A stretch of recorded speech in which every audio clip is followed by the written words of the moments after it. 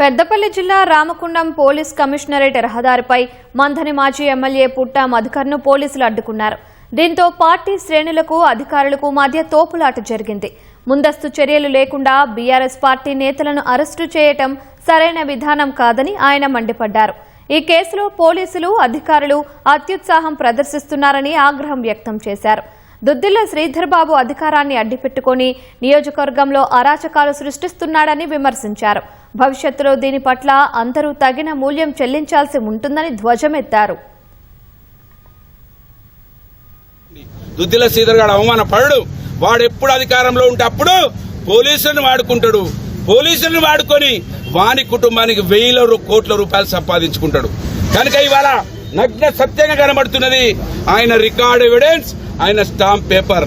దీనికి జవాబు చెప్పాలి ఇవాళ రామగుండం సిపి, రామగుండం పోలీస్. ఇక్కడ భారత రాజ్యాంగం రక్షించబడాలంటే దుద్దిల్ల శ్రీధర్ గారి మెప్పులకు మీరు పోకండి పోలీసులు.